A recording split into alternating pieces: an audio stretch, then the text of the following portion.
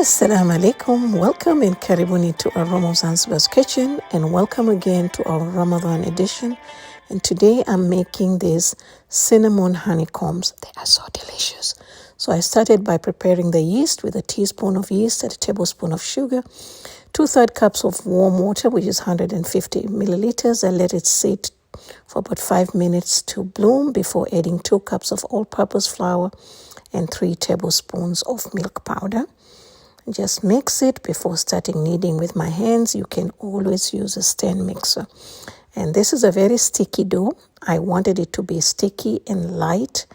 Then I added 3 tablespoons of soft butter. I wanted the dough to be really sticky so that the buns would be nice and light and very airy kind of. Okay, so this took about 5 to 6 minutes to knead. I didn't want to do it too long to develop any gluten because I didn't want them to be chewy either. Then I added a little bit of oil in my palm so to make it easy to knead the dough. Okay, so now the dough is ready. And then I used, I had some ghee, but you can always use oil or butter in the bowl to allow the dough to rise easily without sticking in the middle or side or wherever. All right, so I let it sit for about 45 minutes to an hour until it doubles in volume. So now I'm ready to prepare my baking pan. This is an odd number, which is 11 inches. I bought this from the Middle East, and this is how they have them. And I applied some butter to get that beautiful golden color at the bottom. And the dough is ready. So this recipe is inspired by a lady named Heba Abul Khair. I found her on TikTok, then I followed her on YouTube. Now, this is a basic recipe that we have done with honeycomb, if you've seen the recipe before, where we filled in with cream cheese, and you can use any type of cream cheese that you have. Make sure that it's cold. Mine was cold, but it was very soft, so it was a bit difficult to work with. So I went ahead and used the first time I tried, which was 2 days ago, I used my recipe of the honeycomb, but then I was left with some dough. So I adjusted the recipe accordingly to fit in the 11-inch pan. So if you're having a 12-inch pan, then you would need to use my old recipe, which I would put it here in the description box below.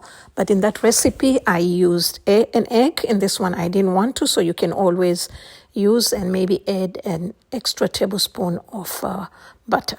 All right, so I cut my dough into equal pieces, and then I filled it with the cream cheese, just like that.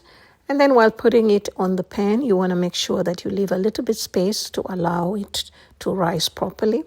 And so the difference is the topping only. But of course, I wanted the consistency for this one to be a little bit lighter. So I'm sure most of you are professional bakers by now. You can adjust the consistency, maybe add a little milk. All right. So I covered this and kept it aside, and meantime preparing the topping, which was a tablespoon of powdered sugar and a tablespoon of cinnamon powder. She did use cocoa powder as well, about a teaspoon, but I did not use it. But I did try the first time. I didn't see much difference except for the color, which was really beautiful. But this time I didn't want to use it. So we're just going to dust this, and then the oven, make sure it's ready at 350 degrees Fahrenheit, which is about 176 to 180 Celsius. And you can bake this between 15 to 20 minutes. Mine baked for about 18 minutes. Now we're preparing the topping, which is a cream cheese. The rest of it, which was 4 ounce, and then I used 2 tablespoons of butter, a little bit of salt, vanilla, and I used condensed milk. Okay, this is different from what she had. She used she made a cream cheese buttercream, which was very light, and added more milk to make it pourable. All right, so as you can see, it's thick, but you can spread it just like that if you want to. But I added a tablespoon of milk. I started with that, and then I did again another tablespoon. So total, I used about 4 tablespoons of milk to get the consistency that I want. So you're going to check and see if you need to add more milk or you want lesser, if you want to add more condensed milk to make it more sweeter. Because I liked it just like that. It was really, really well balanced. So equal parts of condensed milk and cream cheese. All right. So she also served it with caramel, which I didn't do it. I just wanted very simple.